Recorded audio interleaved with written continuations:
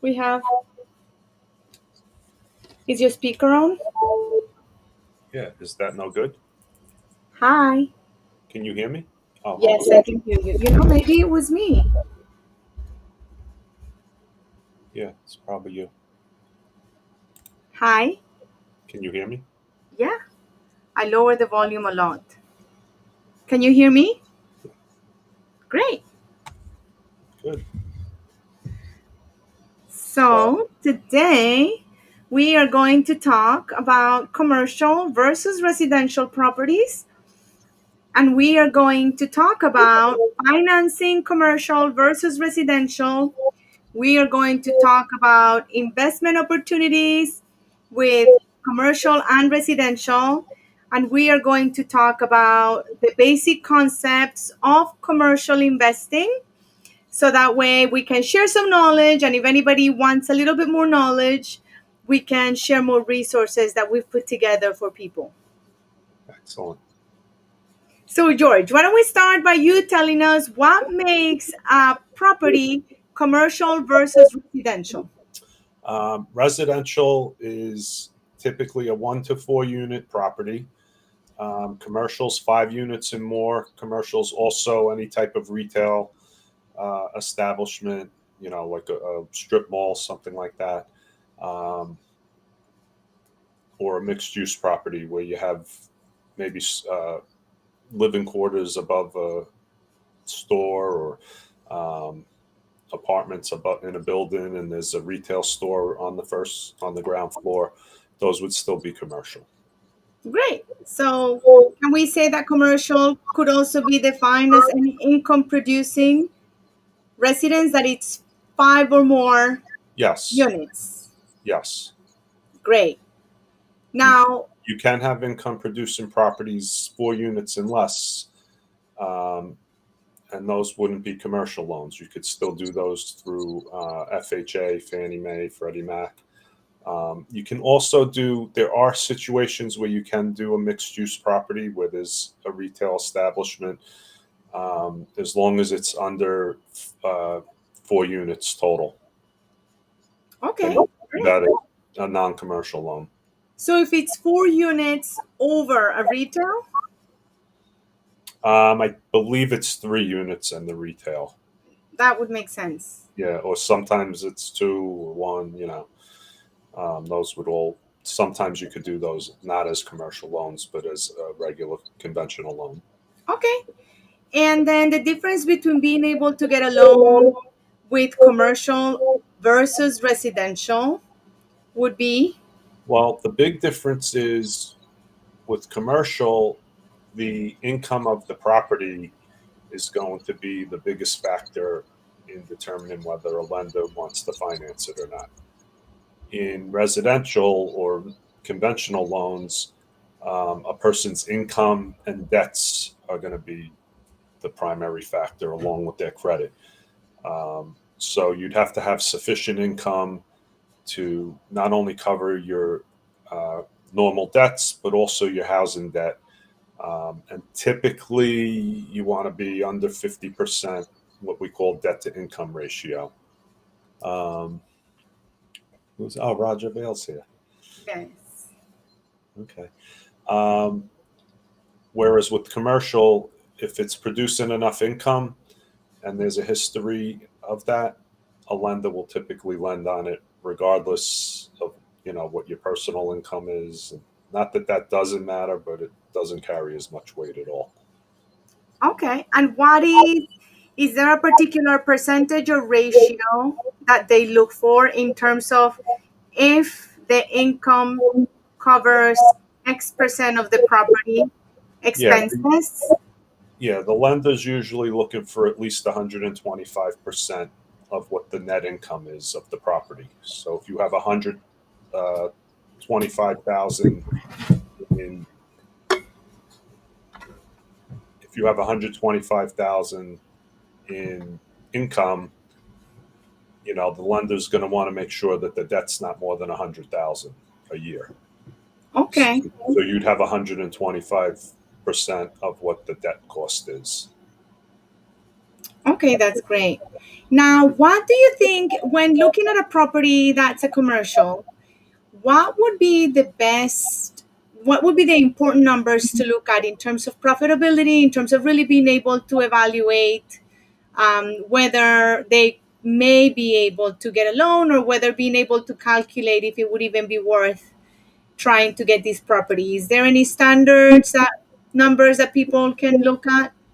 I mean, you have to see what your loan's going to cost you. You have to see what the net operating income is. Um, you're going to want to see what the difference is between the two. So let's use our example of 125,000 in net operating income and 100,000 a year in debt. You would have a $25,000 a year, what we call free cash flow. Now, if your investment in that property was, say, 250,000 as a down payment, that would be a 10% return, which is very good. Um, if your investment was 500,000, it would be a 5% return, which is okay. Um, so, you want to take a look at that. You also want to see what the rents on a property are in commercial properties, and if there's room to increase those rents, if the market in the area will be able to support that, and if the condition of the property compared to other properties in similar condition are rented for more, because that's going to give you an opportunity to refinance down the road and pull money out. Let's backtrack a little bit because I don't think we explained one of the biggest differences and most important when it comes to handling residential versus commercials property, which is in terms of how to evaluate how much the property is worth. In a residential property, you look at the comps. You have your real estate agent, or you pull up a comparative market analysis that basically takes all of the like kind properties in the vicinity of the property that you're looking to evaluate, the transactions that have closed in the vicinity for the last 12 months, looking at government records where the price that the property was traded at is verified by records. And then you're able to arrive at a price per square foot, which gives you a pretty good way to compare what the price is in your subject property. While on commercial, go ahead, Yeah, George. commercial is really going to be based on what your rent rolls are and your net operating income is. Um, if you have $1,000 a month average rent when you buy the property, and you're able to raise those rents to 1,300 in a couple of years, um, that's a 30% increase in your gross income without incurring any more expenses typically. Um, that's good. The bank's going to look at that and say, okay, the property's worth, X amount more, and it's not related really to what other people sell their properties for, like it is in residential real estate. So you're not as beholden to, what your fellow landlords' properties are traded for. If you've been collecting that rent for a while and you're able to show the numbers, the property's worth more. You know, it's almost that simple. So Uh, you're able to actually increase the value of the property by adding value, meaning providing certain upgrades, whether it's whether it's because the market demand, whether the market allows it, because the market rents in the area of similar properties are higher, the rents, yeah, or because you make improvements on the actual property and then are able to increase the rents because of that. yeah. That's one scenario where you're able to go in and do upgrades or renovations, and make the place a nicer place to live, and where it would demand a higher rent. You also have people who've been landlords and own the property for a long time, and they just haven't raised the rents, and they could be a couple $100 below where they should be. Um, so it's it really depends on the situation. You know. I mean, someone who's owned the building for 30 years and maybe they're charging $900 in rent, and everyone else in the area is charging 1,200. You may not have to do much work in that situation. There's an opportunity there. Absolutely. Now, let's talk a little bit about down payments and interest rates on the two different types of properties and loans that you may be able to attain. Go ahead. Um, well, on the residential side, under four units and under, you're going to have Fannie Mae, Freddie Mac, FHA, USDA, VA, and all those loans. Typically on a 30-year loan right now, you're probably in the mid twos to mid threes, depending on how much money you're putting down and how much you're borrowing and all that. On a commercial loan, you have lots of options.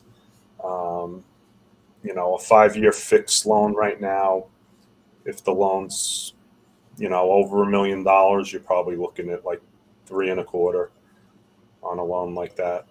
But it also depends on what the value of the property is, how much you're borrowing, how big the loan is. I mean, if you do a 25, $30 million loan, you're probably going to get a rate in the low to mid twos.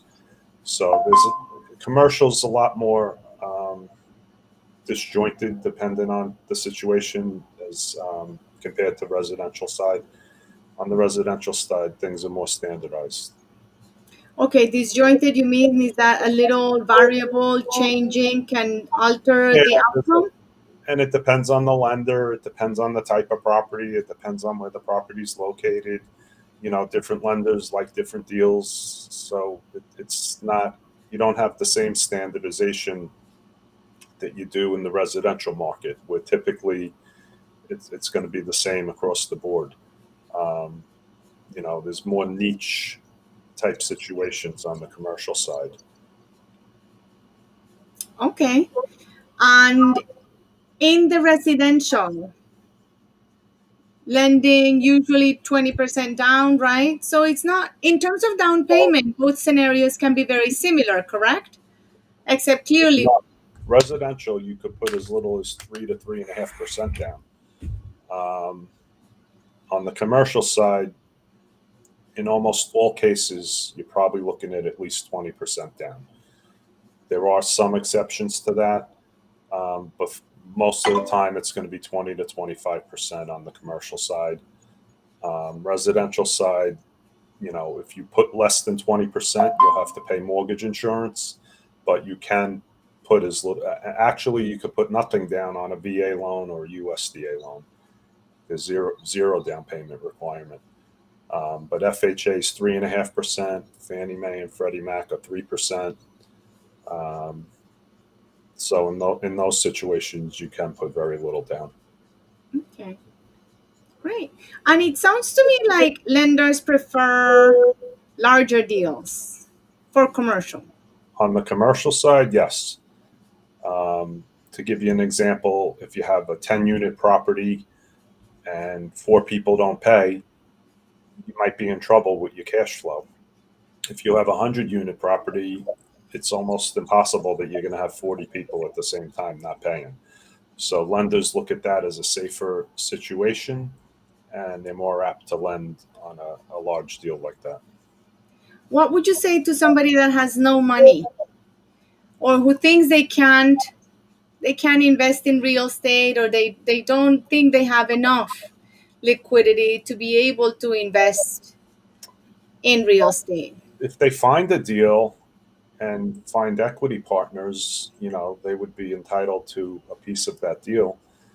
It wouldn't be anything substantial, but if they're the ones that find the deal, negotiate the deal, um, and they're just raising equity for people to come in, for the down payment and whatnot, they'd be entitled to a small piece of the deal.